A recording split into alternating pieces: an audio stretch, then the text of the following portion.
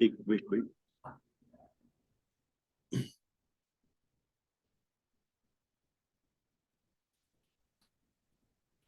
So, a very good afternoon to all of you.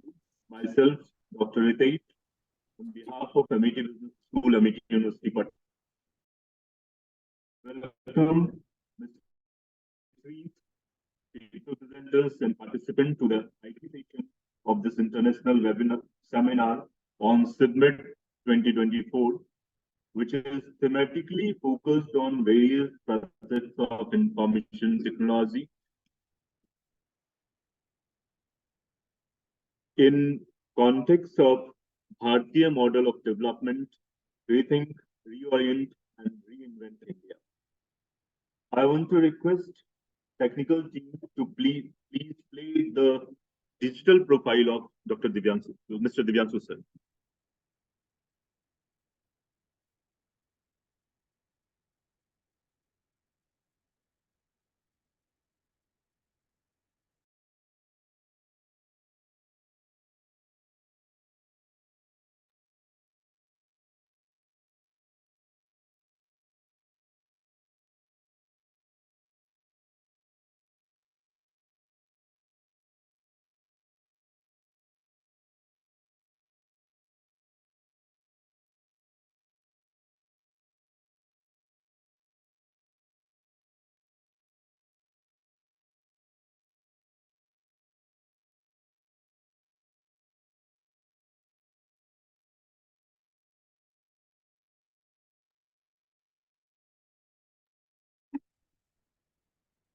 So it sounds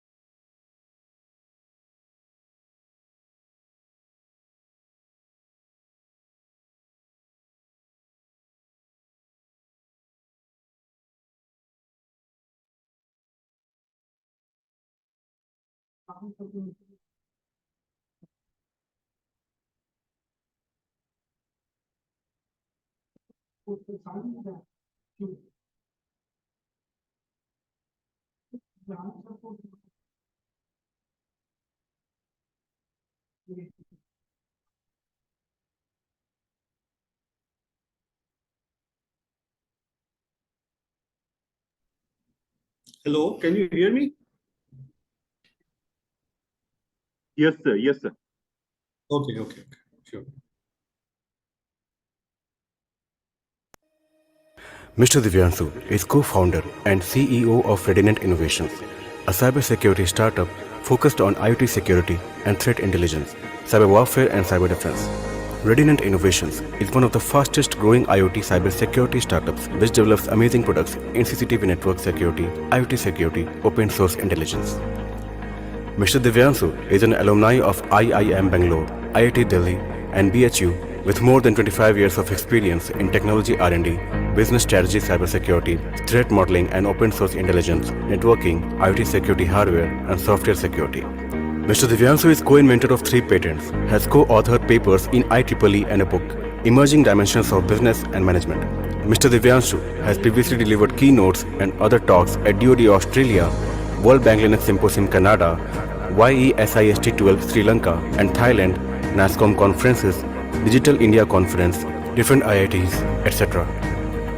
Mr. Divyanshu was conferred with Strategic Business Leader Award 2023 by Outlook magazine and in the past has been honored with Bihar Pratibha Samman and Bihar Pravasi Samman for his contributions towards the promotion of entrepreneurship in Bihar. As a global technology leader, Mr. Divyanshu previously worked in USA and Europe. However, his heart and soul are always inclined to contribute towards the development and growth of Bihar and the youth of Bihar. Thank you.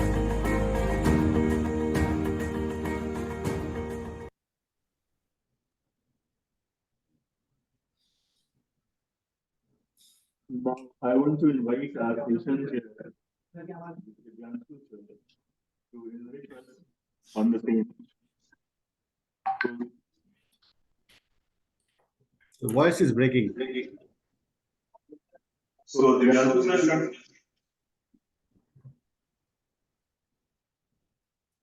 should we start with the first presentation, or you want to enrich us on this topic? Okay, so I can start. Yes, sir. Please. So good morning and good afternoon, everybody, based on the time zones that you are in. So what we are looking at, and it's a wonderful topic. Just wait, I think someone has to put the screen off. Yeah. There's some, yeah, this is good. Yeah.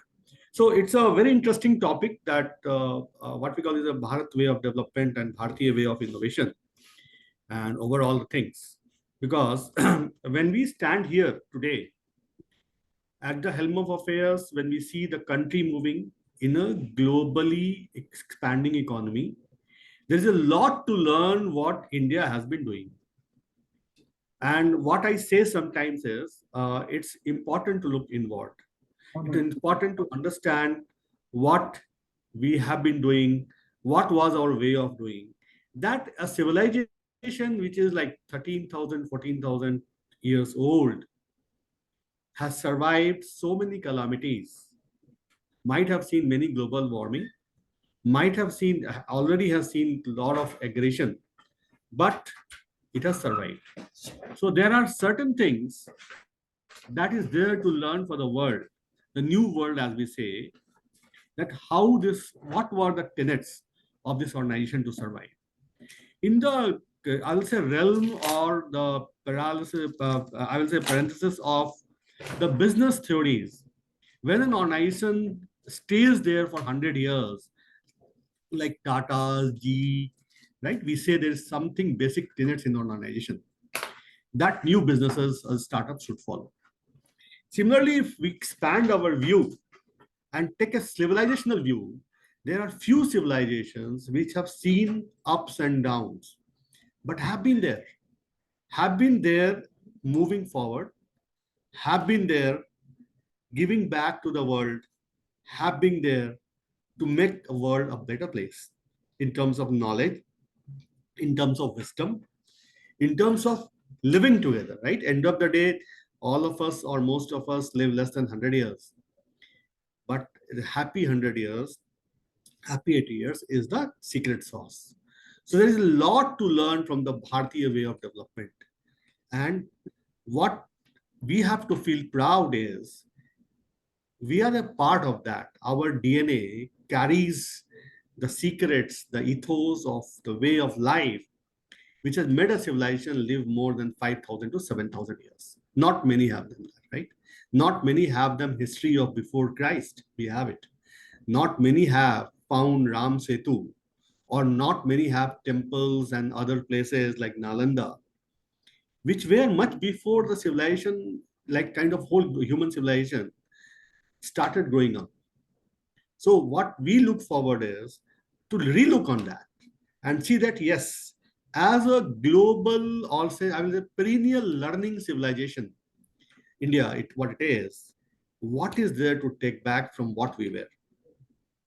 No like chest thumping, no proud boasting, just from a very critical business management principle or a strategic principle. See that if there was an ecosystem which help an organization to become very business focused, people focused, environment focused.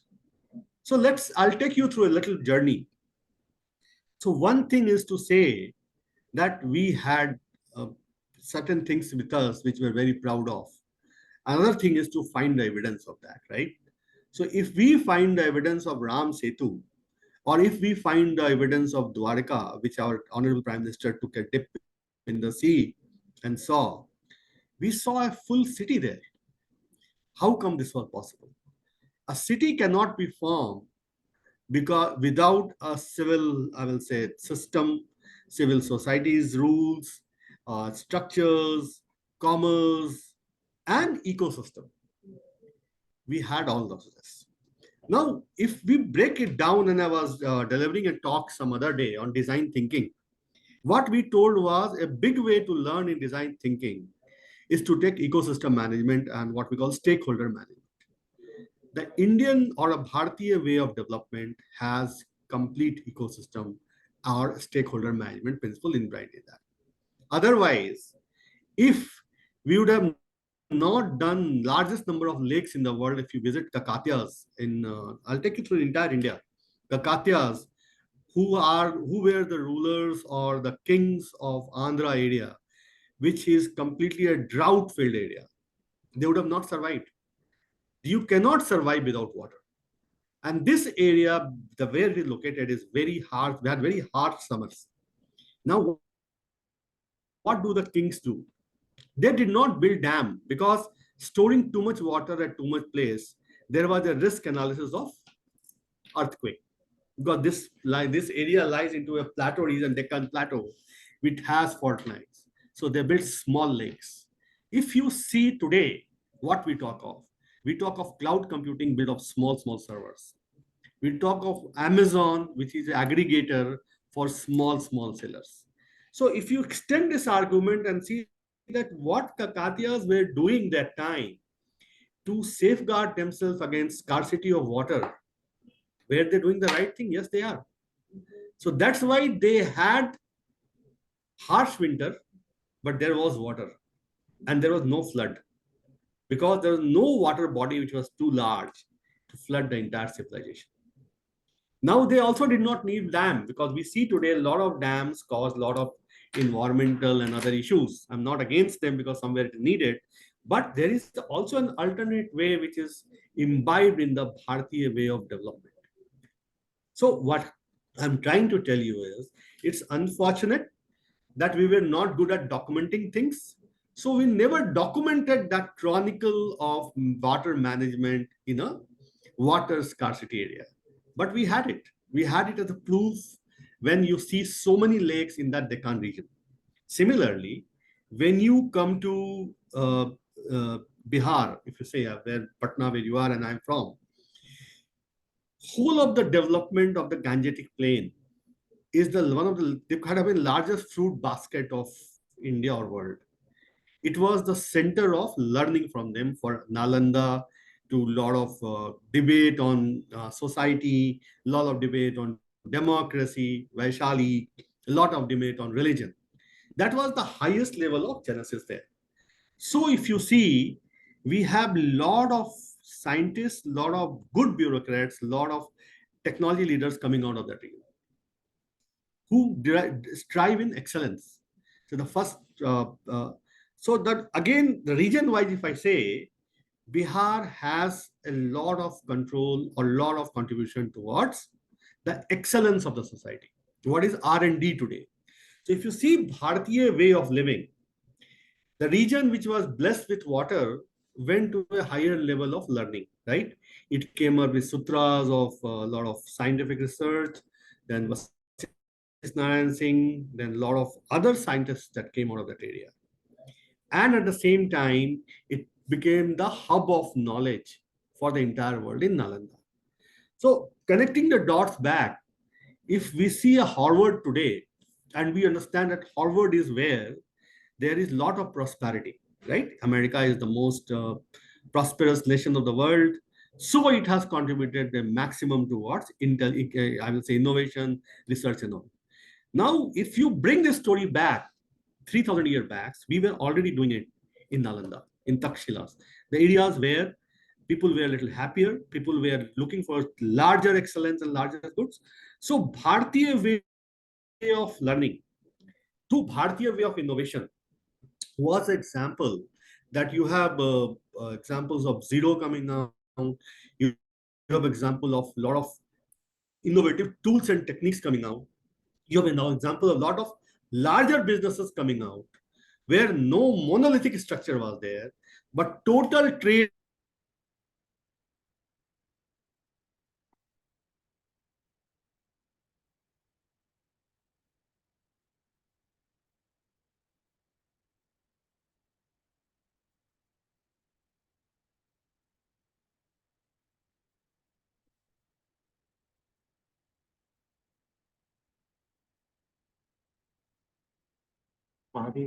Stop हो गया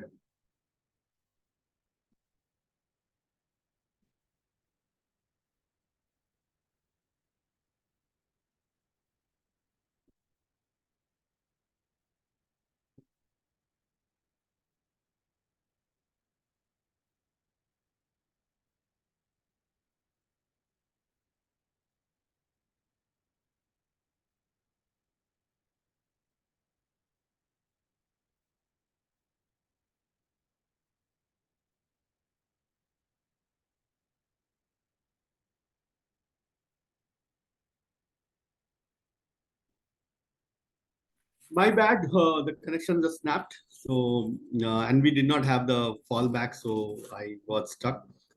Can you hear me? Yes, now it's okay, sir. Yeah. So, what is Bharat way of? I'll give you examples of where intelligence and research, plus trade, plus commerce, plus civil body management was there. So, what are the basic tenets of this? If we have to take a learning of my session, Bharat way of development, Bharat way of business, Bharat way of innovation is first, there is a degree-less innovation. Most of our innovators come from a community-based practice which can develop things without a structure. What I say is the democratization of innovation. So when a rickshawala comes and he can make an innovation that a rickshaw can now carry 6 people without having one more rickshaw, that's innovation. We are full of this jugaad innovation. Unfortunately, where we lost was in writing the chronicles and creating the structure out of that. So today, if somebody can create a new rickshaw, they can patent it. We never patented it because we believe that knowledge has to be distributed. However, the learning to that is if we innovate or go back, first patent, first register it as a trademark, which was not done in the older ways. So a lot of, I'll say, haldi and a lot of masalas are now getting patented by other countries, which we have been using. Now, what do we understand from that? That the highest level of degree, which is today like PhDs and MDs and whatnot, this we are practicing pictures in our whole way. What I'm trying to tell you is that a grandma who has the knowledge of using haldi for curing the inflammation can also teach something to University of Maryland or Ames. We have to merge that there is an older civilization respected, which was 5,000 or 7,000 years old, survived, thrived, saw its up and down, and there is a new way of learning. So Bharat way of learning is connecting both, because end of the day, Bharat is the biggest assimilator of knowledge. That's why you have a Hyun Sang coming from China to learn in Nalanda. Many other scholars trying to find out things. And then there are people who just did not like and killed our structures, which is also okay. We learned that, okay, being strong is the first nature. Being knowledgeable is great, but you have to have the strength to protect yourself. So if you see India's genesis, and I can go back in the newer era, that once we attained independence, wars were forced on us. But once we got nuclear arms and all like that, India relatively become a peaceful state, except from 71, then only war was Kargil. That good 22 years of peace. Why? Because we became a nuclear armed state. We stepped our learning, we stepped our manufacturing to make sure that we are also safeguarded. Knowledge is great, but knowledge has to be protected. So that's the second learning from Bharat way of living. till date, we have great, strong kings. I'll definitely ask you to read about Rashtrakutas, Chalukyas, and Cholas, whose navy used to control till Malaysia, Indonesia, Southeast, and who used to do trade till Iran and Faras, and there was nobody, no hide, like no kind of people to steal our things because the navy was strong. Similarly, when India understood the power of knowledge has to be protected with the power of soul, there was a Gupta dynasty, which is our Maurya dynasty, which is in Patna, right? We are all from there. And we saw how this dynasty could push Sikandar or Alexander way past India. Alexander died by returning to India. So people say that Afghanistan is the graveyard of kingdoms or kings. I said, don't forget India. The biggest of the kings of the world came here, either became Indian or lost and went back, including the British Raj, including the French, including the Portugals, whom we threw out from Goa. So if you see, India way of development was that we became the pinnacle of trade, but we forgot arms. Once we again united and understood our strength, we threw all these powers out. And today, where India stands, it is a combination of innovation, invention, youth energy, trust, intellectual freedom, and above all, a strong force. So that any country, big or small, doesn't want to kindle with our state. That is India way of development. India way of development takes all stakeholders around.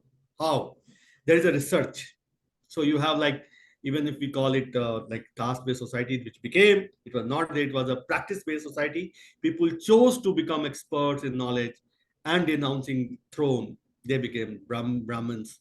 Then there were like people who believe in administrative services or kings. Then there were karmkars who were basically engineers and technicians. And then there were people who helped to keep the whole society clean, who helped to know how a cow dung can be used. And today, goetha or cow dung, what we call it, is sold on Amazon.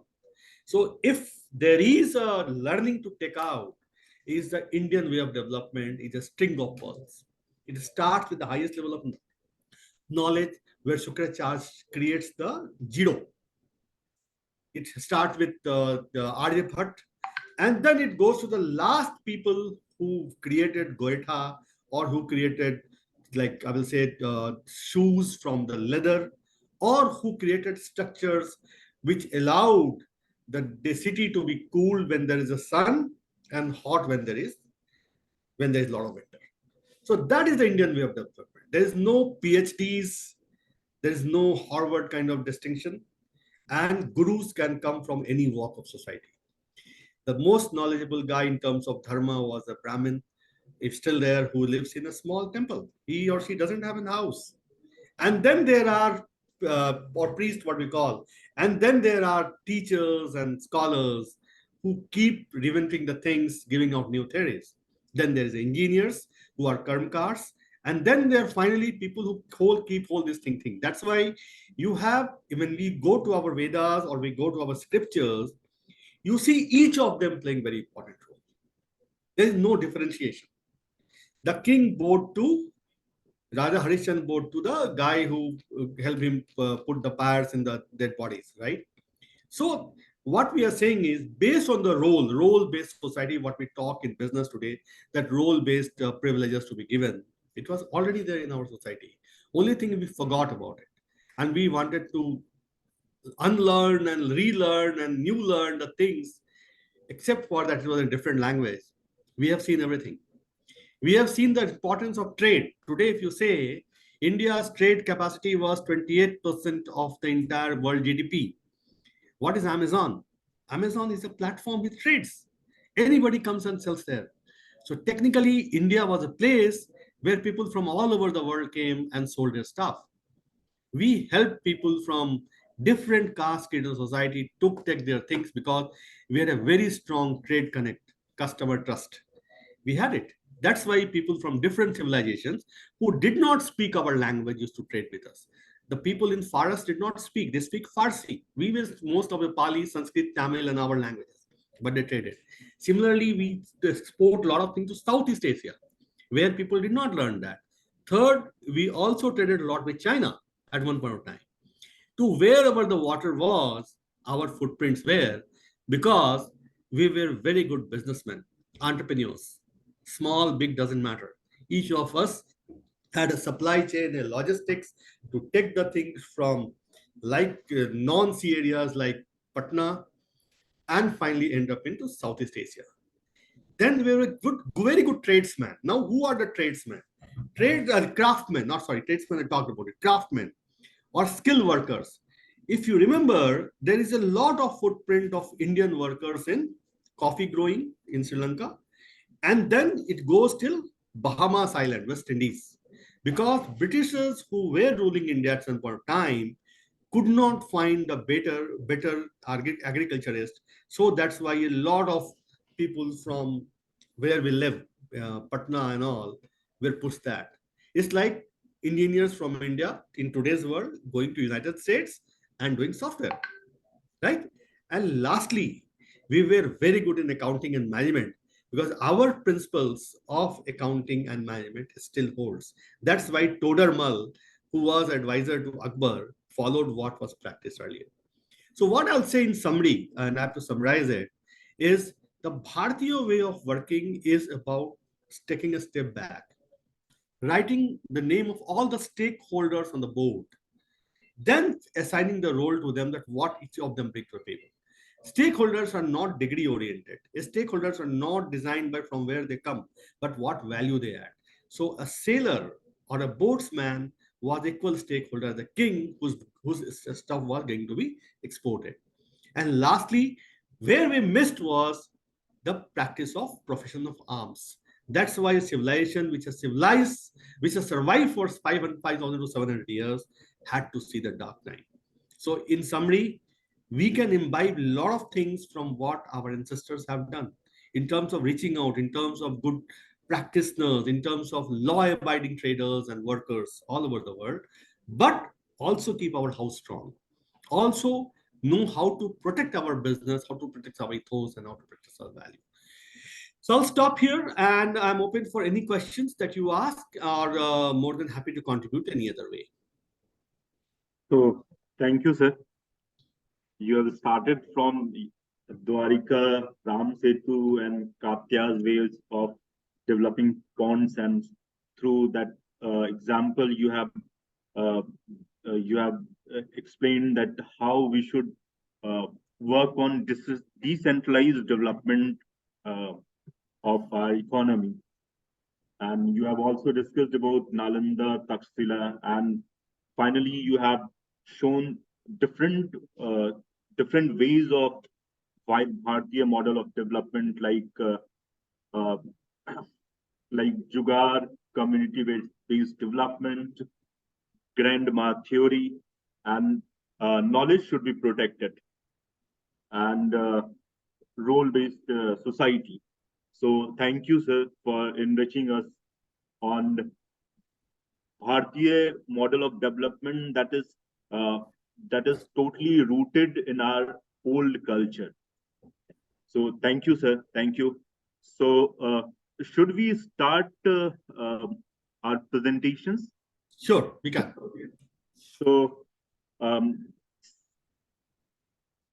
for presenters, I want to inform few things like you will be out of all the papers in all the 4 or 5 sessions, 3 papers will be selected as base paper, first, second, and third base paper award, and you will be judged on maximum of 10 marks, and that will be on the basis of like objective study, rational study, literature review, methodology, what you have used to perform your research, and innovative finding or finding what you have received from your research.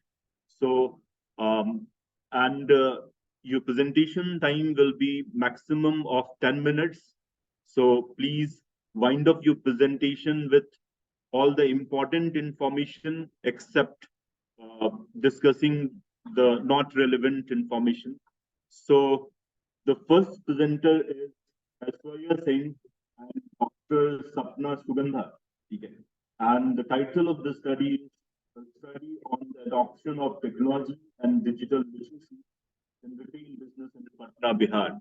So please unmute yourself and you can start your presentation. Can you hear me, Aishwarya Singh and Yes, Dr. sir, I Sapna can hear Sugandha? you. And sir, may I know if I have to share the screen or Yes, you have to share your PPT presentation. okay. Is it visible, sir? Yes, you can start.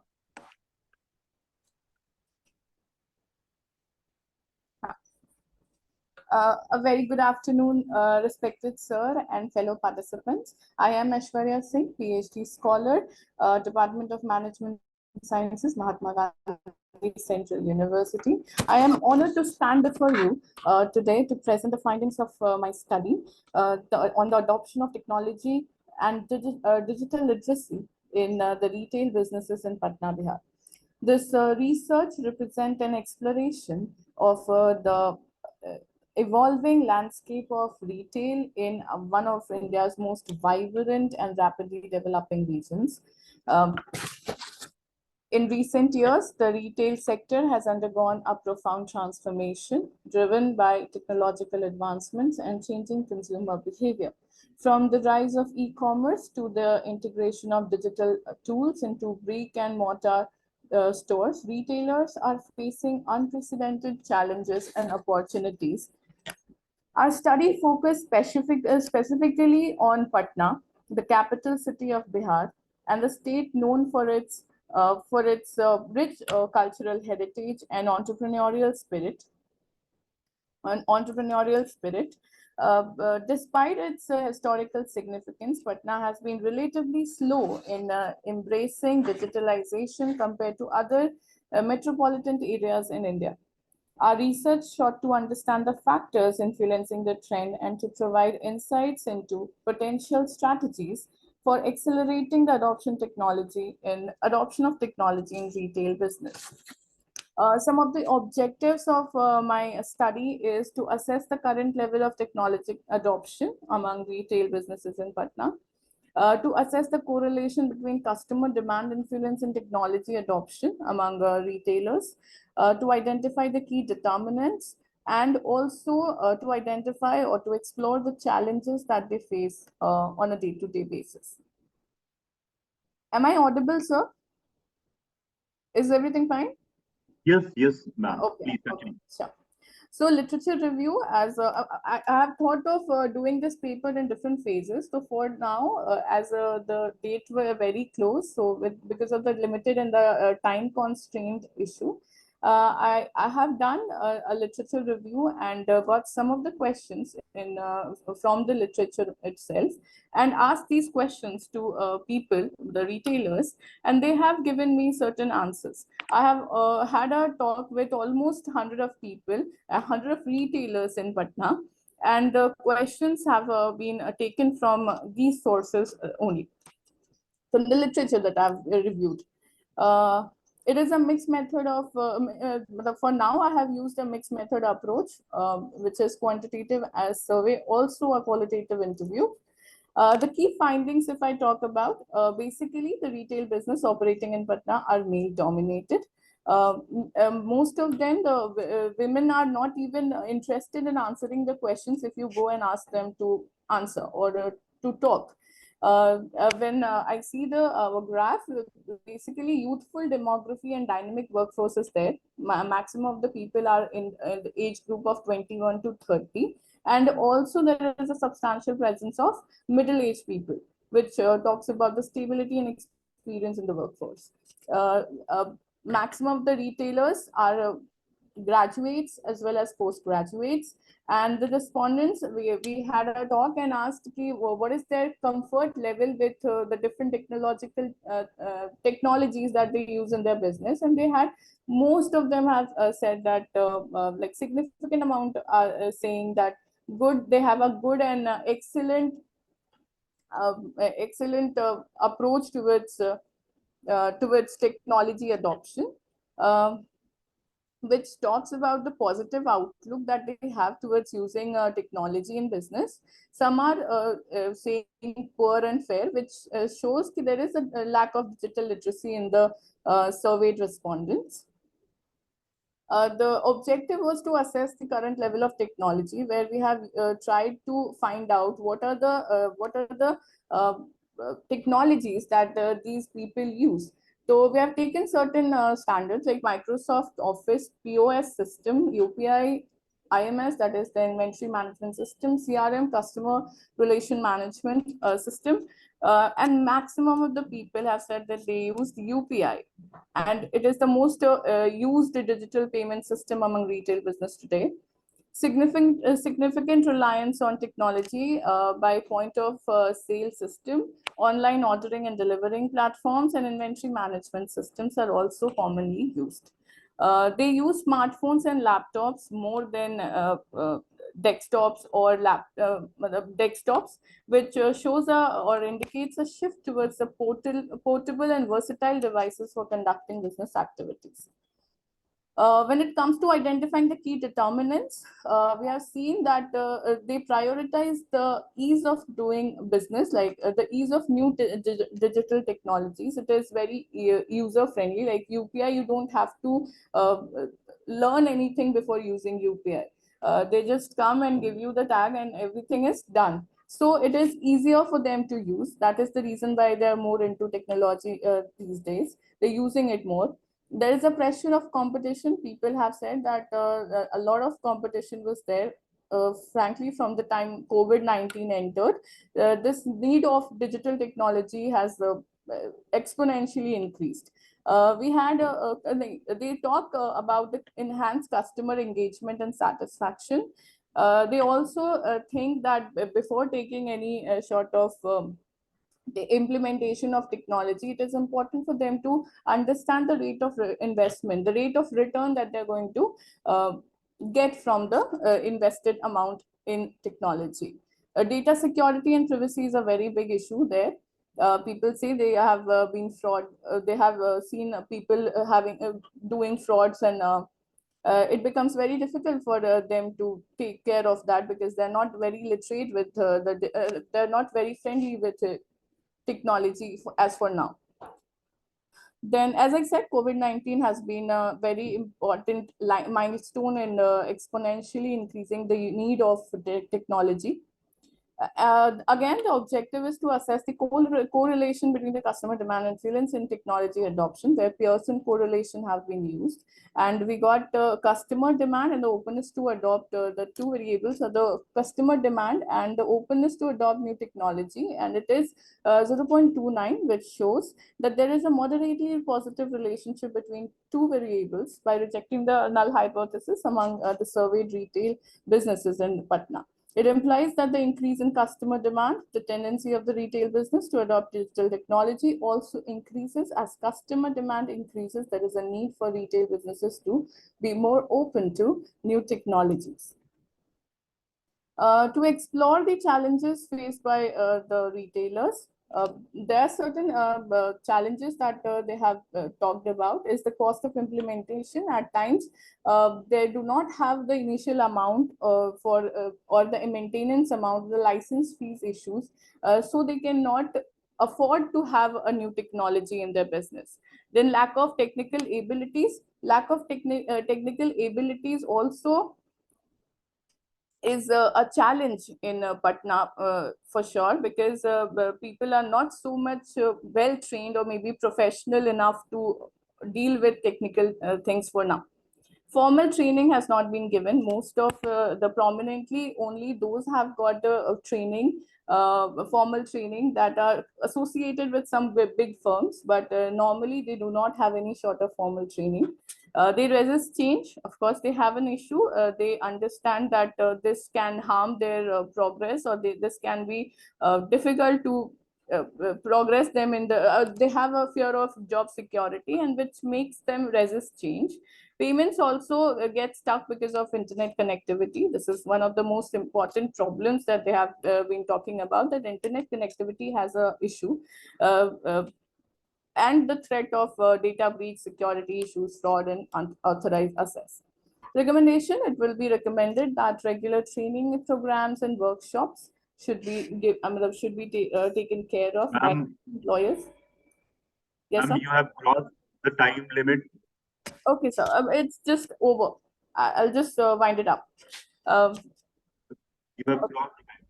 Even after the existence of the notable divide and lack of adequate training, retailers still use technology, and to a good extent, it enhances their customer satisfaction, operational efficiency of the firm, giving it an overall competitive advantage over competitors. Thank you, sir. I'm done.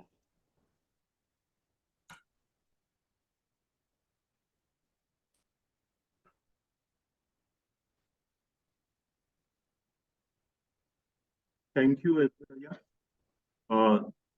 Sir, do you want to give some remarks on this paper, or hello, Divyanshu sir? Yeah, I can hear you. Should we give the remark now, or how do you want? That's what I'm thinking. As per your choice, sir. Should we continue with the next presentation, or I think let's continue with the 3 presentations, then we can Okay. have a conversation. Okay. Thank you, sir. Thank you. So, next presenter is Swayam Sri Senapati and Dr. Shweta Saxena. And the title of the study is Unveiling Digital Disparities, Insights and Solutions for Inclusive ICT Access. So, can you hear me, Swayam Sri?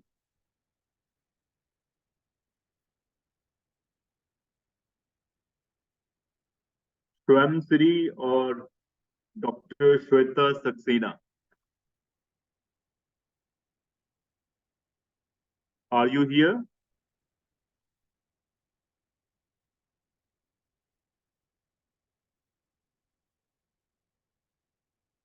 So we can shift to next presentation. Professor Prasanna, Sonu Kumar, and Suman Kumari. Yes, sir. Present, sir. The title of the paper is Addressing AI-based Cyberbullying, Targeting Women and Children, a comprehensive review, mitigation framework, and recommendations. So Yes, please share your screen, share your sir. presentation, and please try to complete your presentation within 10 minutes of time. Sir, is it my screen is visible, sir? Yes, it is visible. Okay.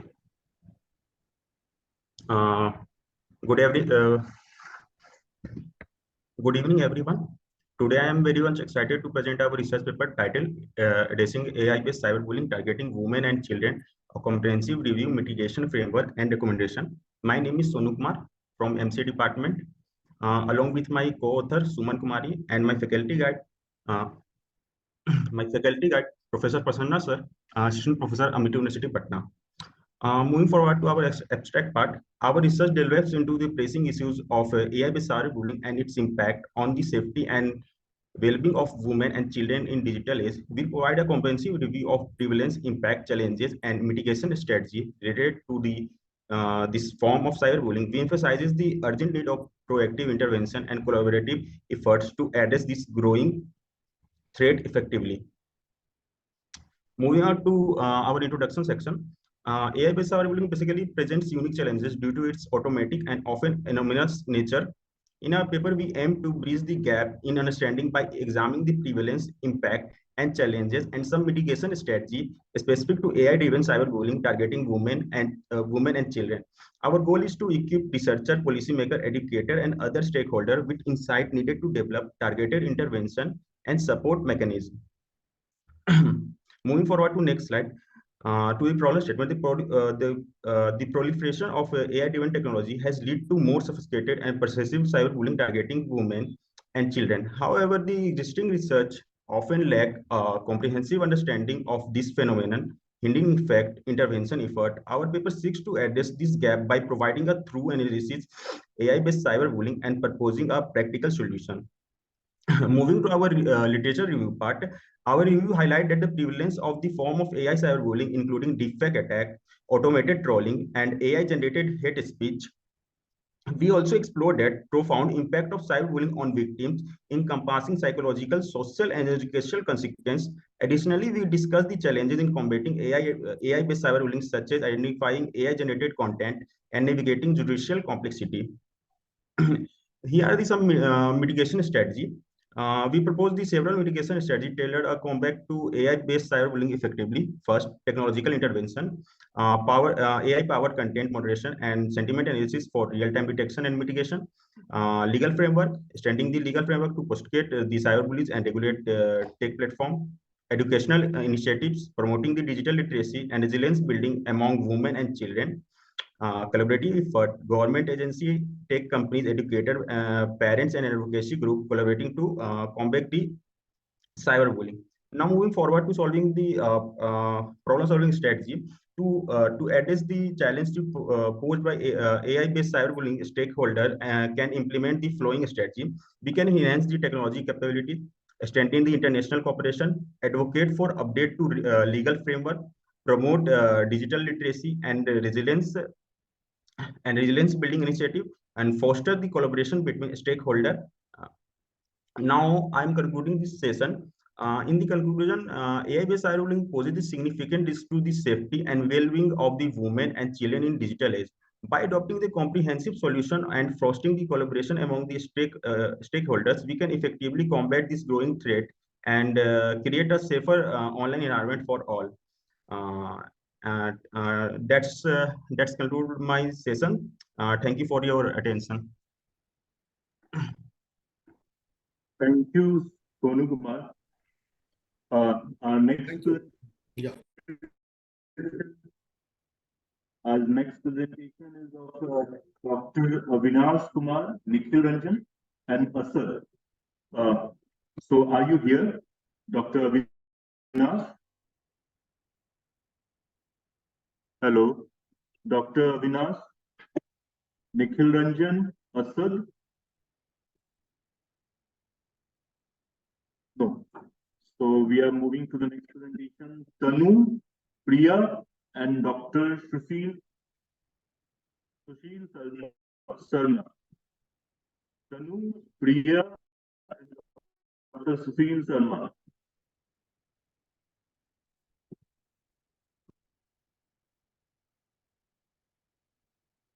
Shubham Jadhav and Dr. Suruchi Pandey. Yes, sir. Are you here? Yes, sir. Yes. Am I audible to So you? so the title of the study of Shubham Jadhav and Dr. Suruchi Pandey is discovering the insights of AI-driven knowledge management among the elderly, the silver wisdom. So please start your presentation, share your PPT here. Okay, sir. First of all, thank you so much for giving me this platform for this conference. So let me share my screen. The screen is visible to all. Hello. Yes, it Yes. is visible. Just put it on a Yes. slideshow. Okay.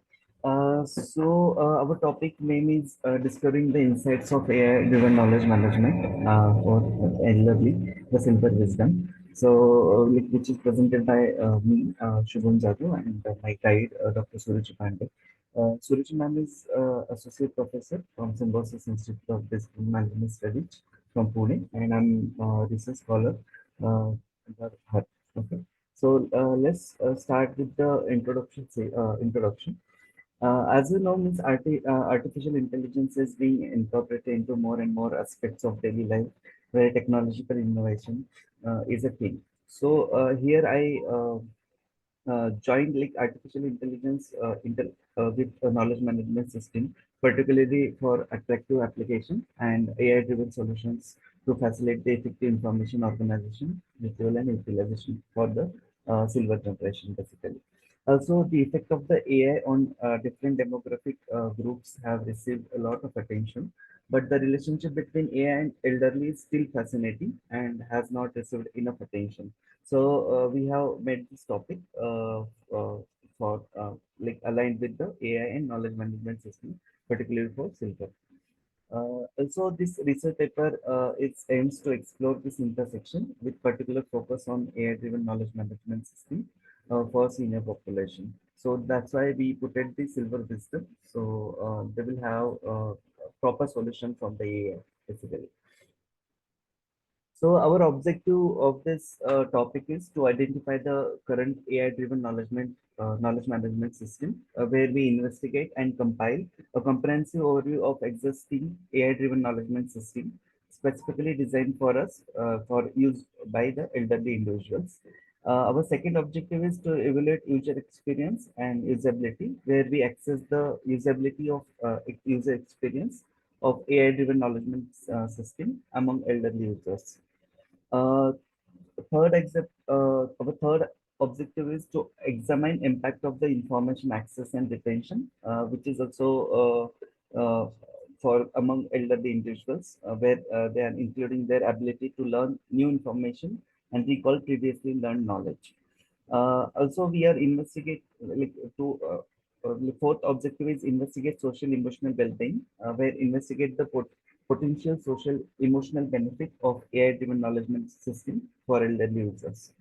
Also, we are identifying the barriers and facilitators to adoption, where the adoption and effective use of AI-driven knowledge management system among elderly individuals, as well as the facilitators that can promote their acceptance and integration in their own life. So, in this topic, we have used bibliometric methodology, which is quantitative methodology, where we studied the various aspects of publication, different scientific papers, and academic literature reviews, and where we analyze the patterns and different things.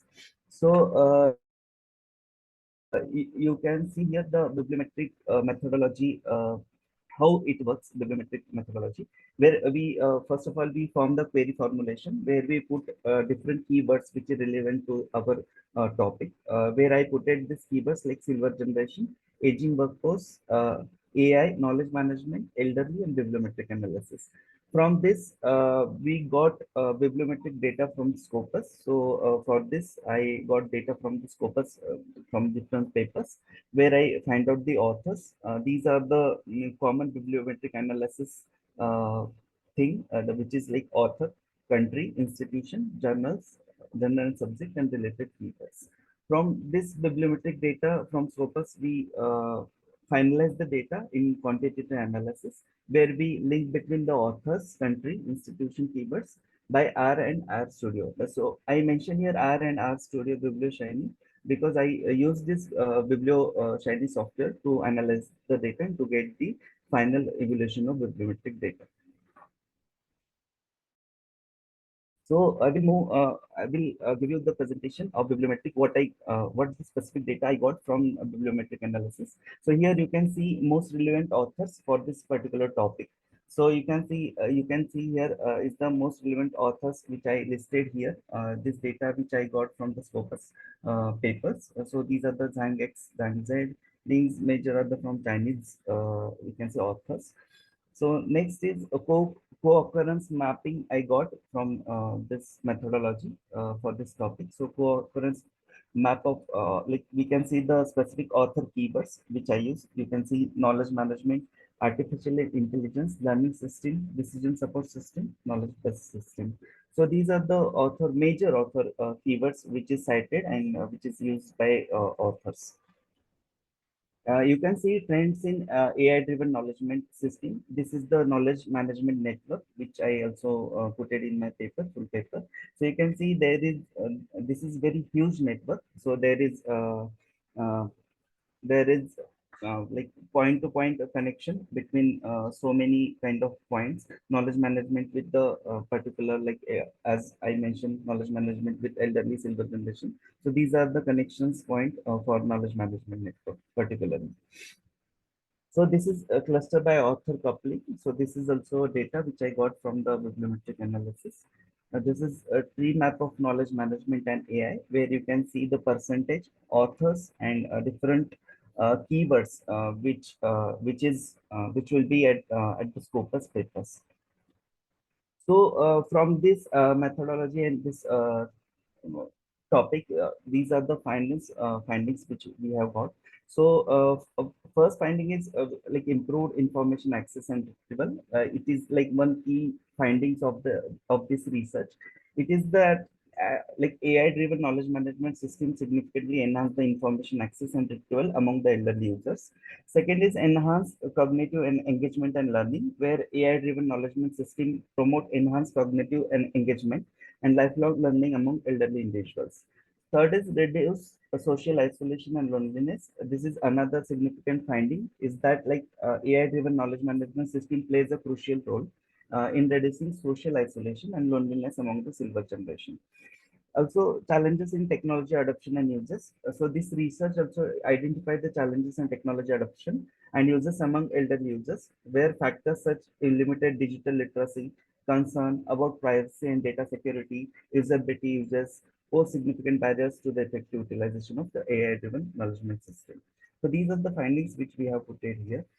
So finally, its conclusion. So we have made this conclusion like empowering the elderly individuals through AI-driven knowledge management system, addressing the barriers to adoption and implementation, optimizing user experience for elderly users, enhancing information access and retention. And this is like the fifth point is like future direction and implication of these topics, where this research carries significant implication for the future development and deployment of the AI-driven knowledge management system for the elderly, specifically elderly silver generation. By adopting this new path, we may use this AI-driven knowledge like knowledge management for silver bullet to empower and improve the lives of senior citizens in the world going digital in future. Yes, thank you so much. Thank you, Subham.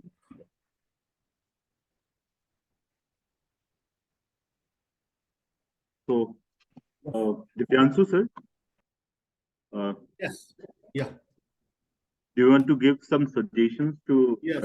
So, very frankly, very good presentation. Relevant topics. AI is obviously the need of the hour. And then the first one was very good in terms of analyzing Bihar. My observation, I'll start from 3 to 1. So found very good research depth in the third presentation. Very good, actually, it's the best in terms of highlighting that what needs to be done, what are the current topics, so on and so forth. AI is the mainstream. It cannot be only for elderly people. It has to be from everybody. So definitely there is a scope to expand this study to basically knowledge-driven learning, and think of schools, because one is elderly people is one thing that helping them, but schools where we don't have teachers, and Bihar has the maximum number of schools where we do not have teachers, right? The teachers student ratio is very skewed, at least in primary and secondary school. So AI can be the solution, right? Understanding the local practices, local dialect, local challenges. The AI system can help to teach a student in the like Nepal border to this side near Patna. So it is a very tangible work, and it can see the light of the day if the work can be conceptualized as a proof of concept. I'm sure, given the startup ecosystem in Bihar right now growing, this can be the, I will say, cornerstone to set up, solve a long-term knowledge, making Bihar a knowledge-driven society again, starting from the very basic level. So that is the first one which I want to say. Second one is cyber bullying at colleges, right? So, and schools and academia. It's already happening, actually. If you see our society, or maybe we can ask the third speaker to comment on my feedback, or if he thinks there's going to be something different, then we can go to the second one. Suruchi ma'am, are you there? Means if you want to comment. Yeah. So absolutely agree with you, sir. Absolutely agree with you. So this is the beginning of the study, and Shubham is a scholar under me. He'll be taking it forward, and he wants to do it on a silver generation. and multiple generations, and how knowledge transfer, and then how a role of AI will come. So definitely we'll also do a cross-sectional analysis among the industry, and we'll consider education into it. Very So good. thanks so much. Thank you. Yeah. The second presentation was on cyberbullying. It's a big topic because I'll tell you the story that there's a book called, I read some time back, called Cyber Jihad. This was about 16-year-old kids from Europe ending up in Syria. And no parent in the world can allow any kid to go in that direction, right? Love for the child is same across human being, across animals, everywhere. So how did it happen? Parents are involved, but the problem is phone. The content that is digitalized is so personal and so specific that I will not know what my son is getting fed every day, or vice versa. So cyberbullying also comes where which it creates a lot of issues on a psychological level to the students. Say a meme about somebody's physical appearance or study grades or the way person looks or talks is very personalized way of bullying. So how do we handle it? Obviously, I don't have an answer to that, very frankly. It's a sad time. We as a creator of technology feel that we have got the demon out of the box and it is out of control. So today, 16-year-old, I've heard a 16-year-old kid seen, they were struggling and what's the issue? And that the boy is not expressing himself well. Because he was subject to this very personalized bullying. And now when we club it with cyber, oh, we have to think of a different way to handle it, right? We have to see that how there are apps which detect bullying apps and stop them before they reach to the kind of consumer, in this case, students. Now, what is happening because of it? It's happening because you can run a strong like cyberbullying campaign across a breed, across a child, across, and no stopping. There's nobody to blame. I mean, what will you do? You will put algorithm to jail? No, it's not possible. I cannot put a server to jail, but the server is doing the crime. So we have to think of alternative model. I don't have an answer, very frankly, for this. It's a problem which worries me, a father of two teenagers, every day, that what kind of content right now they are subject to, and what will happen if AI finds, there's an AI which finds a weakness in the psychology of a student and starts abusing that.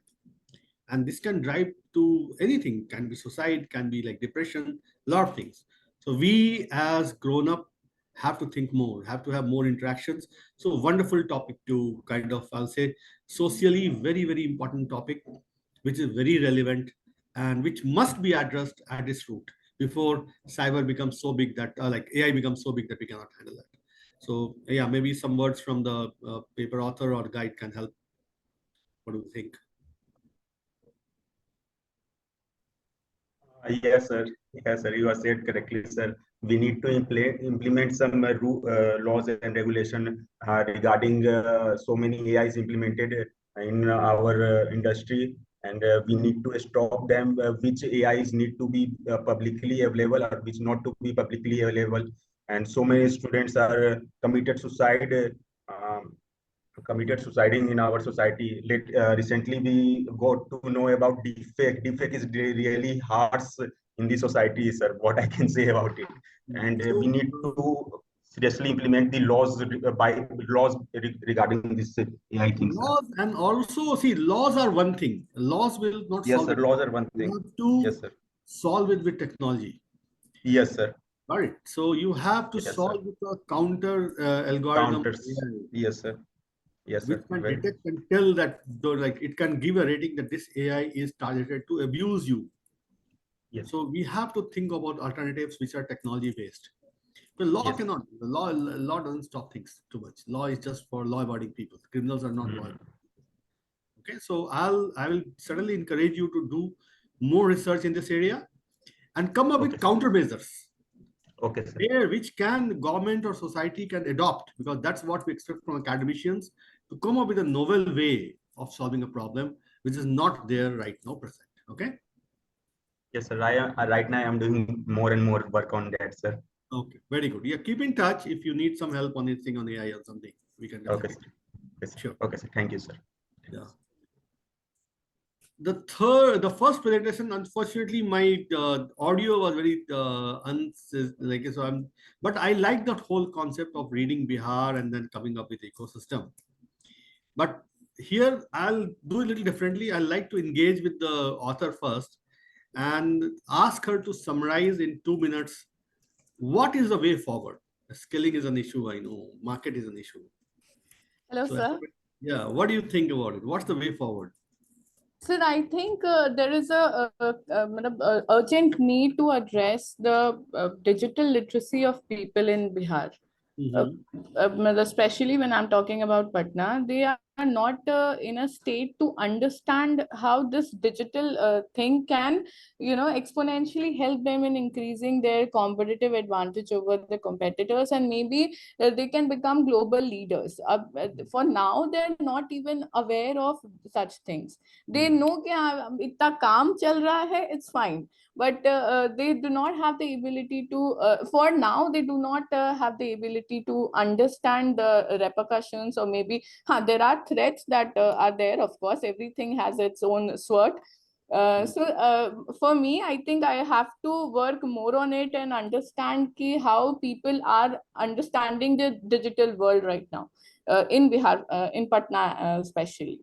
So for now it is. So this topic is very close to me. The other two topics were very scary to me. Actually, I told you that AI takes my sleep, but this is what which keeps me awake to do more. If I have to, the difference be keeping awake and keeping awake to do more.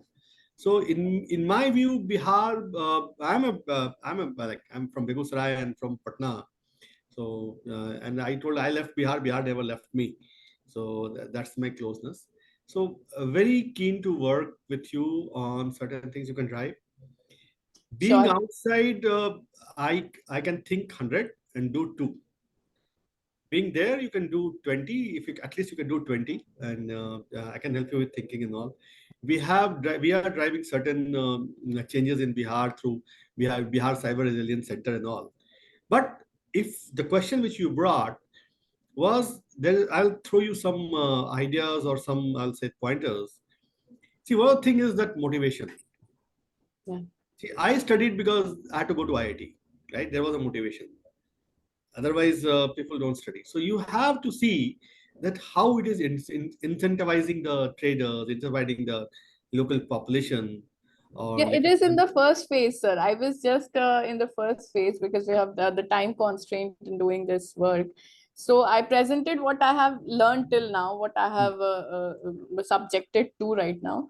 But I will be working more on it, and I have to understand the digital literacy of people, how they are going to get benefit out of it, how they perceive and how they are getting the benefits. I have to deal with sometimes all what these. they are doing, they are digital literate, but they are not realizing it. Because see, if they are Exactly. using Uh-huh. WhatsApp, they can do WhatsApp commerce, right? Yeah, yeah.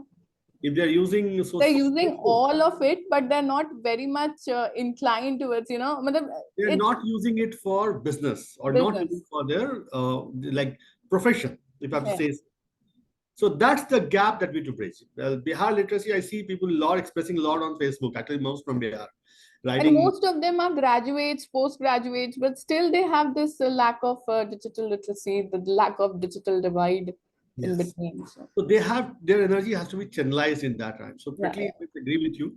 So wonderful compilation. So thank you. Sure. Thank you so much. Thank you. Thank you, sir. I expect that all the authors like Swarya, Sonu, and Subham Jadhav all will incorporate the suggestions what you have given to improve their paper, and then they can publish their paper in some good journals. Sure. So, yes, sir. Thank you, sir, for enriching our participants and presenters. Can I drop now? Is it okay, or there's something more? Now, can we start our next presentation? We have total 4 to 5 presentations. Go ahead. Yeah, go ahead. So next presenter is Tanisha Keshari, Dr. Sunita Verma, and Dr. Manish Didwania. So can you hear me? Are you here? Tanisha, Kesari, Yes, sir. Sunita. Okay, so the So paper. Tanisha Keshan. Okay. So the paper title is Leveraging Artificial Intelligence in Enhancing Employee Experience. Please share your PPT and please avoid the Yes, time. sir.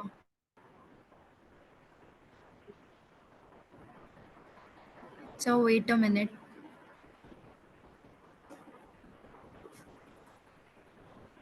Divyanshu, good afternoon. Good afternoon, Dr. Chetna. Good to see you. Thank you so much for being the session chair. And I hope everything is going on fine. Oh, yeah, very nice. Very innovative topics and very, I think, elaborated research being out of that. ठीक है. Okay, you continue. I'll speak to you later on. Sure, we'll talk later. Yeah.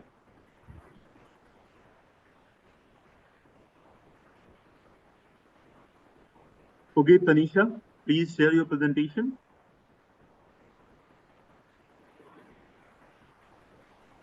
So is it visible? Yes, please continue. It is visible. Namaskar, sir. This is Tanisha Keshan, a student of Modi University, has done a research on leveraging artificial intelligence in enhancing the employee's experience with under the guidance of my two professors, Dr. Sunita Verma and Dr. Manish Didwania. So here, the topic has been came into idea with the secondary researches, some of the review of literature based on the research done by them, as workplace digitalization's HRM's capacity to handle the challenges posed by an AI assisted HRM is still unknown, by Budhwar, Charlwood, and many other authors. So, HR ecosystem in AI by Bursine, paper presented in 2022. So HR management is revolutionized by artificial intelligence, which provides automation and optimization to improve employee satisfaction. Recent advances in technology such as artificial intelligence have become crucial for enhancing the employee's experience, and due to which enhances building a powerful employer brand. For years, the research world has been fascinated by artificial intelligence potential to improve applicant and employee involvement by automating repetitive, low value tasks and freeing up time to focus on the highly planned creative work that team needs and desire to undertake. AI integrates into HR procedures that can assist HR departments in gaining a better understanding of the employee's experience, improving hiring, performance reviews, training, career management strategies could result from the use of technology, and this results in enhanced employees' experience. The increase in investments in the AI suggests that its applications are of ongoing interest and growth. As, according to Winston, AI is the ability of a system to change its behavior in order to accomplish goals in a variety of situations. The research examines how AI affects HRM cost saving and employees' experience. To study the employee's experience in the AI HRM, I have taken two objectives to assess. First, to assess the concept of artificial intelligence and employees' experience in HR processes, and to analyze the role of AI in the enhancement of employees' experience in the context of the IBM case study. So what IBM case study. Here's a case study on IBM organization, how it tackles its HRM through AI tools in various aspects. IBM is a big blue, is a tech behemoth that creates and markets computer hardware software and consulting services, which was founded in 1911. They have held the record for the most US patents over the previous 5 years. IBM has been creating HR programs. So, firstly, talking about recruitment AI tools that IBM leverages. Under it, firstly is IBM AI candidate engagement. Through in IBM AI candidate engagement, IBM uses Watson Candidate Assistant tool, which provides opportunities that align with their skills, attach the job searchers with their skills while creating a meaningful experiences that engages them from the outset. The way job seekers interact with IBM has been altered by Watson Candidate Assistant.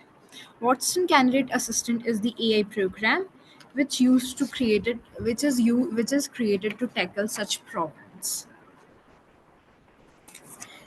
Next comes IBM hiring artificial intelligence, which they use the AI tool is IBM Watson Recruitment. IBM Watson Recruitment it helps applicants for efficient recruitment prioritization in large organizations. IBM Watson Recruitment predicts time to fill and identify the candidates most likely to succeed by leveraging AI to exploit data on the job market and hiring prospects. Next is employees promotion. In employees promotion, they identifies the potential people in the organization and alter them through AI assistant and using chatbots. IBM talent, HR and business managers and executives all work combinedly with this AI tool and helps that employee for succession planning or any other such promotions. IBM's use of AI to support compensation planning. IBM uses a decision support tool that combines a variety of internal and external data points to help with difficult compensation choices. It also, they usually agree with AI recommendations with creating a learning loop, and this makes openness and surety that workers are aware of their place in the market, which improves IBM's pay equity. The next comes how IBM manages career growth through AI. Firstly, AI based learning at IBM. Almost 98% participation is agreeing to this AI tool. As employees, access personalized learning content, completing an average of 60 hours of learning per hour. The platform offers popular courses, targeted learning channels, skills explorations, and a 24 by 7 learning chatbot enhances accessibility and support. The next come IBM's inference of AI skills. Currently, this procedure is 85 to 95% accurate. Employees can view their own competence profiles using an interface for expertise management. Thousands of hours can be saved by using this method.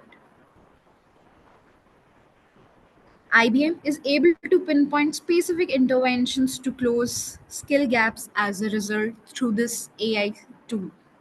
AI career advice at IBM. Watson Career Coach offers personalized career guidance to all employees, leveraging AI to interactively assist in future opportunities. As Watson Career Coach tailors advice to individuals' employees, provide job opportunity which matches their features as per the suitable job roles. So this is the case study of IBM's involvement of AI into their HRM. With this, the findings created are IBM is utilizing AI to boost productivity and effectiveness across a range of HR tasks. AI is employed in employee learning, hiring, promotion, and salary planning, as well as in engaging candidates by satisfying their self satisfaction. To help employees discover skill gaps and offer career guidance, IBM has built its own AI skills interference engine. All things considered, IBM is using AR in HR to assist the business, transform its workforce, and maintain its competitiveness in a world that is changing quickly. And also, it helps in employees' cost saving. Thank you.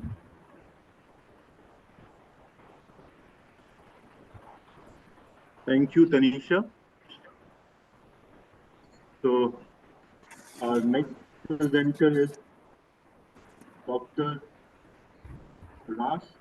Rashmi Shekhar, Ravi Raj, and Shahid Jafar. Yes, sir. Are you here? Yes, sir. Hello. Okay. Hello. Yes, I can hear you. So the title of the paper is Social Engineering. Hello, Hello. author. Yes. I want to request that there is some sound from your background. A lot of Yes, noise. sir. Hello. There is sound Yes, sir. from your There is. background. So I Sir, there can. is a. Sir, there is a mosque besides my residence, sir. Okay, okay. So please close the road door so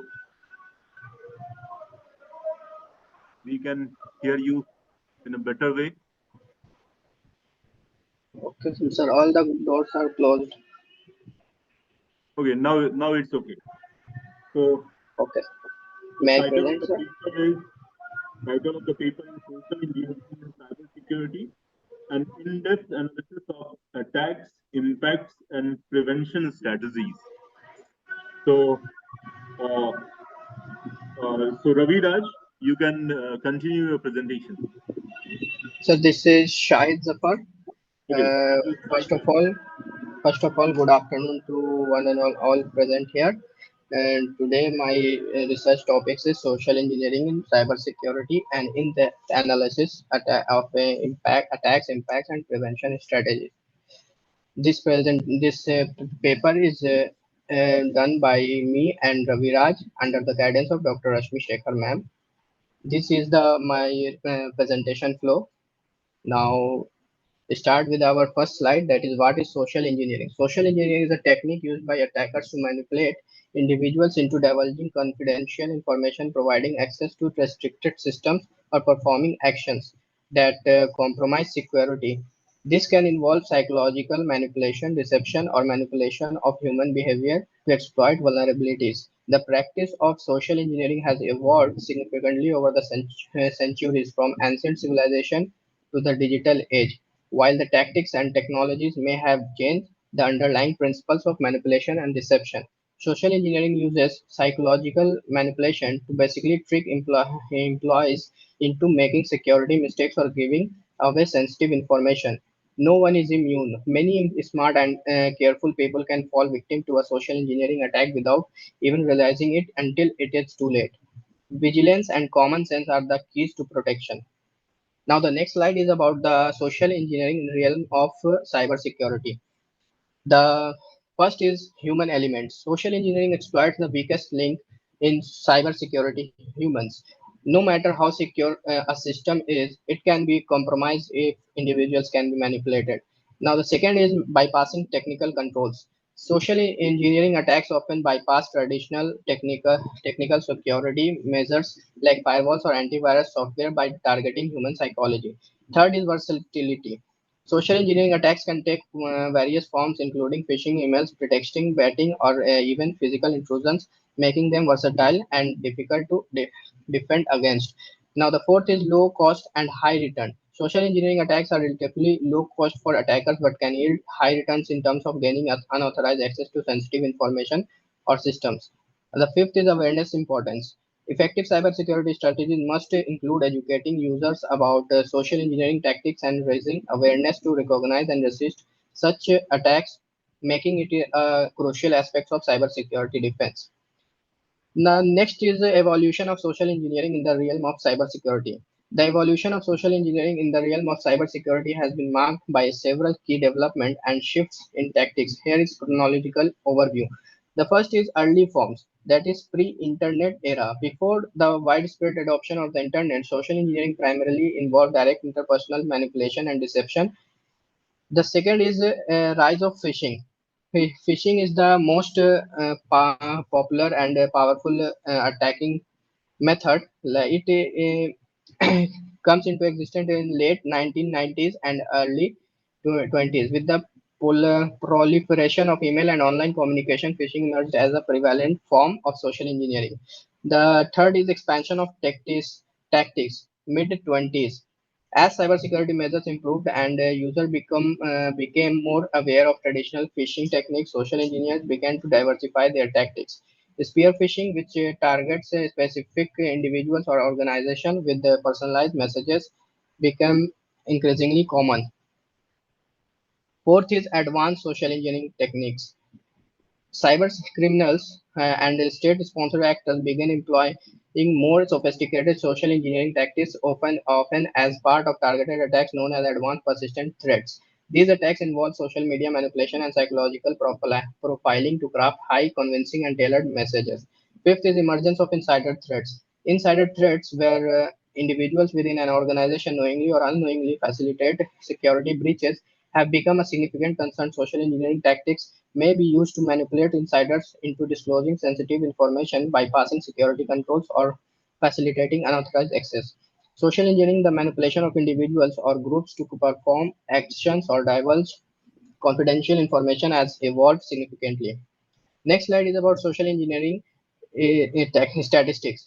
According to some searches on Google, social engineering is responsible for 98% of attacks. In 2020, 75% of companies reported being victims of phishing. The most common cyber incident in 2020 was phishing. The average cost after a data breach is 150 US dollar per record. Over 70% of data breaches begin with phishing or social engineering. Google recorded over 2 million phishing websites in 2021. Approximately 43% of phishing emails impersonate large organizations like Microsoft. 60% of companies report data loss after a successful phishing attack, and 18% of targeted users fall victim to phishing. Number of unique phishing sites detected is 1.35 million worldwide. Online industry most targeted by phishing attacks, financial institution. The Vietnam is the country the most targeted by the phishing attacks. Now the next slide is about the victims of social engineering. These are the some big victims of the social engineering. The Uber breach in September 2022, Uber faced a major data breach due to a series of unfortunate events. It all started with the stolen employee credentials. The Marriott data breach. The Marriott data breach discovered in 2018 but spanning back to 2014 remains one of the largest in history, impacting a shocking 500 million guests. Hackers penetrated a Starwood Hotel's reservation system acquired by Marriott in 2016 through malicious software likely planted via phishing emails. The Lovebug virus 2000. In 2000, the world witnessed the Lovebug, a devious email worm disguised as a love letter. The subject line, I love you, and a seemingly harmless attachment. Love letter for you.txt.vbs lured curious users. Hidden within was a Visual Basic script. Once opened, the worm replicated itself, emailing infected copies to everyone in your address book. It also overwrote vital system files, rendering them useless. This data wiping features made it more likely ransomware than a typical virus. Real life scenarios. With the second largest internet population in the world, India was no exception to a growing digital village. While greater connectivity via the World Wide Web promises large scale progress, it also leaves our digital society is open to new vulnerabilities. Cyber crimes know no borders and have evolved at a Sahid, pace. Yes, sir. Sahid, your time is over, so try to conclude this in one minute. Okay, sir. I would like to present one more slide, sir. Now, the last slide I would like to present that how to prevent social engineering. That is, first is to identify your valuables. Means if someone asks you to give some data, but you have to verify your valuable data like OTP and other identities. First, verify the identities of the user who is asking you to share data. Slow down. Whenever some user try to ask you for sharing the data, you need to slow down the situation and think carefully. Verify links before clicking. First, you have to verify the links, then verify the links before clicking. Education. Education is just awareness, and the last is email protection software. You have to use some software. Thank you, sir. Thank you, Sahid. So Our next presentation is of Juhi Singh, Akshat Khanna, Mani Agarwal, and Sir Palli Sri Kruti. So, are you here? Can you listen me? Juhi Singh, Akshat Khanna.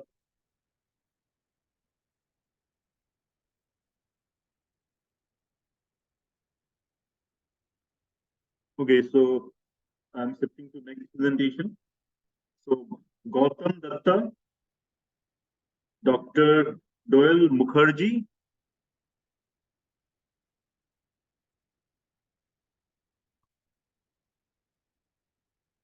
So as per the list, we have completed our presentation. Anyone, those are here, those name have not called, and they are in a presentation list. They came later. Shri Senapati, Avinash Kumar, Tanu Priya, and Sushil Sharma, Juhi Singh, Gautam Datta.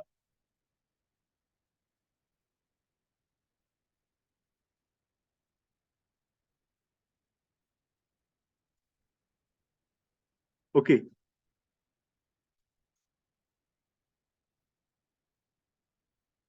Group number 4, Avinash Kumar.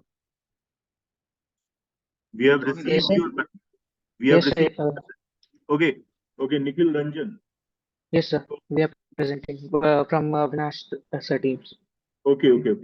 So please share your presentation, and the title of the presentation of Dr. Avinash Kumar, Nikhil Ranjan, and Asad is Autonomous Drone Uses in India.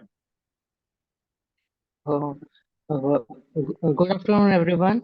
Nikhil Ranjan with my teammate Asad Estava. This paper is done under the guidance of Dr. Avinash Kumar sir. So our topic is autonomous drone usage in India. Uh, these are the topics we are covering in our presentation. So firstly, we have introduction. Autonomous drone flights are unmanned air vehicles which flies without any direct human intervention. They have built-in systems and algorithms to do tasks on their own. Unlike regular drones, which need constant controls from operators, autonomous drones can navigate, make decisions, and complete tasks provided by the user on their own.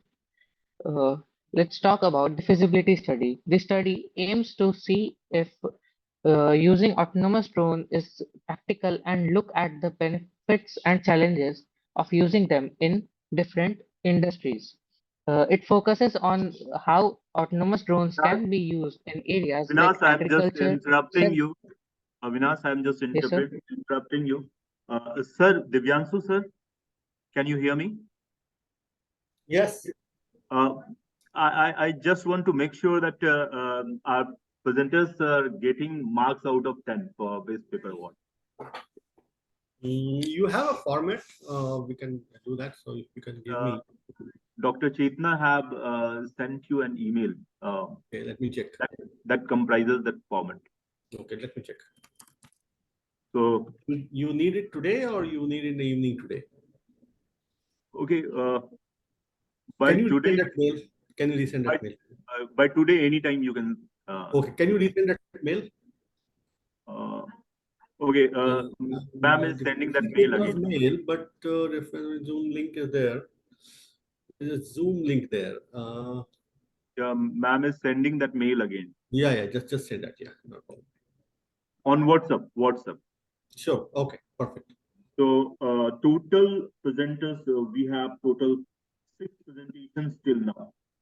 1, 2, 3, 4, 5, 6. 6 presentations till now. And title of the study is given on in that mail. Yes. Yeah.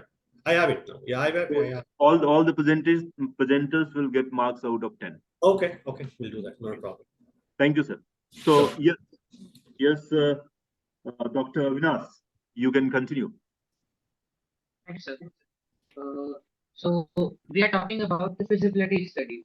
The study aims to see if using autonomous drones is practical and looks at the benefit and challenges of using them in different industries. It focuses on how autonomous drones can be used in areas like agriculture, surveillance, and emergency support. To do this, we'll do things like review existing research, analyze real-time examples, talk to experts, and use simulation tools. These methods will help us understand how autonomous drones are used and how they affect different industries. Uh, these are risks in this study, like technical problems, which drone technologies and rules and regulations. To deal with these, we'll keep an eye on new technology and work with regulators to follow the rules. This study has benefits like giving us useful information on using autonomous drones, finding way to innovate and grow, and dealing with ethical concerns about them. Uh, let's talk about the enhancement we have done in comparison to traditional drones. Autonomous drones are more advanced than regular ones. Can you put a presentation in presentation mode at least? Yeah, because Sorry, sir. Put it into presentation mode. Your slides. Press F5 button, so it will be go into presentation mode. Yes, now it's okay. Okay. Yes. So let's talk about the enhancement in comparison to traditional drones. Autonomous drones are more advanced than regular ones. They can find the best route to the destination and move accordingly. A drone can perform repetitive tasks and have optimized routes for better productivity and efficiency. They also have safety features like avoiding obstacles, backup parts to reduce the chance of collision. The drone uses a renewable source of energy to stay powered or generate self-power. The drone is equipped with fail-safe system that emits distress signal to the user and fly safely in the challenging conditions. While landing, the lower mounted camera creates a virtual helipad to help drone in safe landing.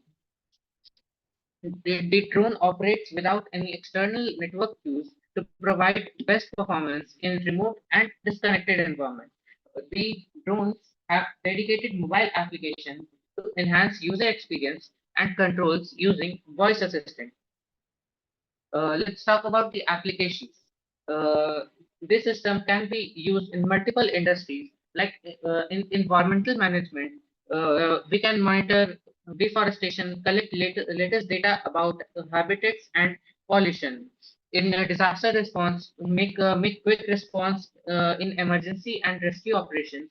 In wildlife conservation, we can track combat poaching, and we can collect data about the population of animals and movements.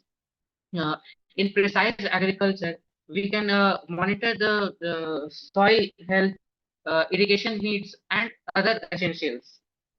In the delivery services, we can use quick delivery system in remote areas or disconnected environment to disconnected environment and avoid traffic congestions.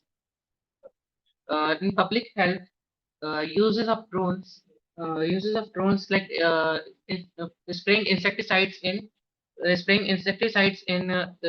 mosquito-prone disease areas like malaria or dengue fever. We can also use it in mapping and surveying. Using the LiDAR sensor, we can create a 3D model of terrain, forest, and urban areas for managing urbanizations. These are the components we are using to develop our product, and these are the references we are using. And,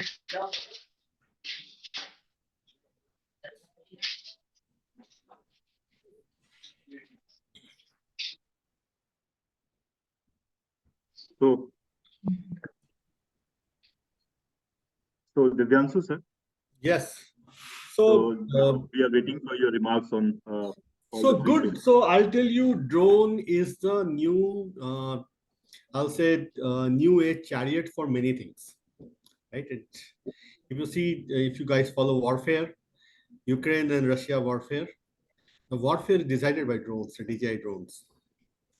Second, if you see logistics, drone is coming. Nobody can stop it. So last mile logistics, if you are in Uttarakhand or Northeast, or if you are in a place where it has snowed, drone is the only way, right? But where we are lacking is drone side technology is there, but compliance and rules are missing. What is a no flying zone, right? What kind of camera you want in the drone? Because I don't want drone to take the picture of my whole family and home and give it out, right? So drone side technology is there, but compliance, governance, and rules are missing. That's why the drone revolution, as they call it, is missing, right? Third, there is a security angle to that, right? If a drone malfunctions and falls, who is to be blamed? Is it drone manufacturer? Is a drone runner? Or who? Right? So checks and balances has to be built. That's why compliance has to. When we talk to central government and many others, we see that a good study is needed on the compliance side to help government formulate the rules. Drone technology is intact. Use cases are very well known. Drone taxis, last mile delivery, healthcare, warfare to completely change. I call it a last breed of pilots mostly, right? So that's there. So next time when you do the research, Nikhil, look at the governance and compliance part of drones. That's where the challenge and fun is. How will you help government to give drones a tail number so that each drone can be tagged? How is no-fly zone area incorporated when we design the map of flying of the drone, right? Will the apps take care of that, right? There's a privacy and there's a security angle of that. Lastly, but not least, can I track every drone to the manufacturer? Of course, yes, we can do that. I know how to do that. Can I track every drone to its source? No. From where it came. So if the drone has a depth charge or a bomb or something wrong or chili powder, I should know who sent the drone to me.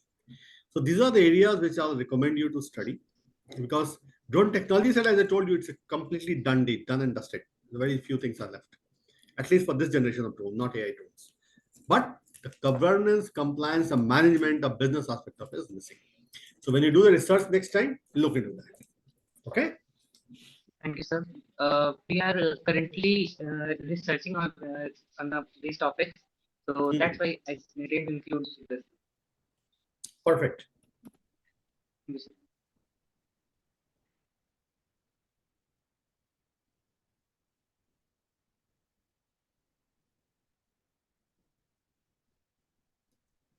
So anything for Tanisha Keshri paper, leveraging artificial intelligence in enhancing employee experience and social engineering in cybersecurity. Yeah, so social engineering side, I will take first. So social engineering side, see, this is a very prevalent topic, and it's a crime. This is the largest and fastest growing crime syndicate today. You have 10,000 people swimming somewhere on India and Myanmar border in a big campus doing it every day. Their recruitment, there's a Russian business, RBN, what we call Russian business network, which are generating new and newer method to develop malware, especially on social engineering. So now what you're putting is like steal your video and create probably a deepfake of that and use it. Because social engineering is all about deception. But that's also the most rugged way to conduct a cybercrime. Say if you think like this, if you have a machine, it's difficult to beat that machine because it has a rule, it follows that rule. Human have mood, human are good, in a good mood, they click a link, in a bad mood, they don't click a link. It's very easy.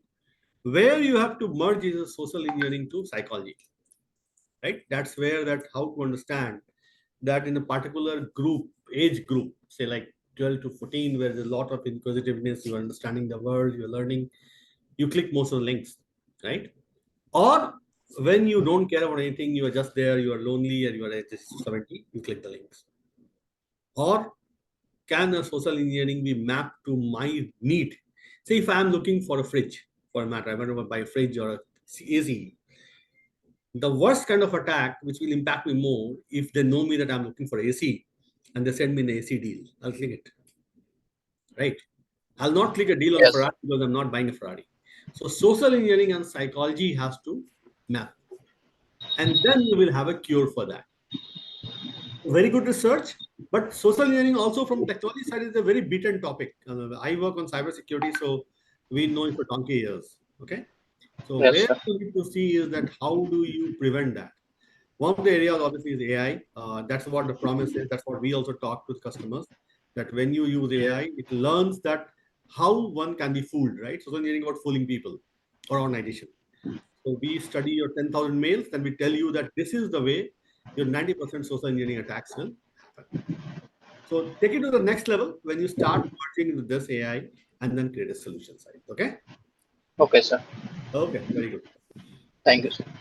Yeah, Tanisha now, right? So, okay, let her come up.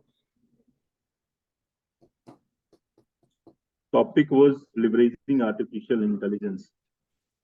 So today, for employee engagement and all this, right? So IBM case study. So this is, I'll tell you one thing. An AI can engage with a happy employee, but with disgruntled employee, they will break the system. We have seen it. The IVR phone they have thrown out because IVR is a system, right? So there is no human side of it. So employee engagement is put under test when you have to fire people. So now can you use AI for that? Said it's difficult because there is an emotion involved, right? There has to be a shoulder to say, okay, you're not required here, but you are good. That AI system will never do. At least not in this generation. AI can fire an AI. I'm okay with that. The bot gets fired with a bot. But if you have a disgruntled employee or an employee who is pained, there has to be human inside that. So these experiments are going, very interesting experiments I've seen. But I have my own doubt because when I factor emotion, we suddenly feel that AI can at the most console you, but will not be the shoulder where you can put your head and cry, or where somebody not will put some motivation to you and take it forward. So AI in employee engagement, good times, great, because there are rules. You understand they understand you more than human manager. They can take care of that. But in the bad times, it can be a supplement to the heart, like manager or somebody who has to take the call. Say, give you the example of firing people, right? It's a part of our job in corporate. I cannot depend on the machine. It has to be face to face where I understand person's emotion, give my message short, crisp, to the point, but also not be offensive or hurting. So that level of AI, it will take some time. So good research, very open area. But yeah, keep that things into mind. So thank you, sir. So we have received papers on adoption of technology and digital literacy, AI-based cyberbullying, drone users in India, and AI-driven knowledge management system, and silver age, and uses of AI in employee experiences, and social engineering and cyber security. Yes. So on all the papers, you have given very good suggestions, observations, and improvement, what kind of improvement they can do in their paper. So I expect that all the participants, all the presenters will use those observations to improve their papers so they can submit their paper in some good journals. And their paper can be selected for our edited book or stranger brief also. So thank you, sir, and thank you for enriching us on how we can work on Bhartiya model of development. You have started from that is must. That is the heart. cultural root. Yeah. So just to confirm and be on the same page, we did not hear a couple of papers which are listed here. which includes IoT-based digital marketing was not presented, right? Yes. We have got only 6 presentation. The paper number 1, paper number 3, paper number 4, paper number 6, paper number 7, and paper number 8. There was not on presentation on paper number 2, 5, 9, and 10.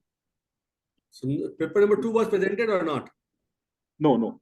No, that's what I'm thinking. 1 was presented. 1 was presented. 3 was presented. 3 was presented. That's what I remember. 4 were presented at the end. Paper number 4 presented at the end. Yes. 4 were presented. Then paper 6 was presented. Yes. 7 and 8. 7, 8. Correct. Yeah. Good. 9 so yes. So that's what it is. I will send a tabulated result to Dr. Chetna over WhatsApp. Sure. Okay. And thank you, sir, for enriching us on Bharatiya model of development, how to use Jugaad, how to use distributed way of development, community-based development, knowledge-based, role-based society. And now India should work on protection of our knowledge that was earlier based on Shruti and Smriti. But now that should be documented and that should be properly used. Yes. Thank you, sir. And thank you all the members who is directly or indirectly associated to this and help to make this session successful. Thank you, sir. Thank you. Appreciate all your time. Thank you. Thanks a lot. Wish you all the best. Bye-bye.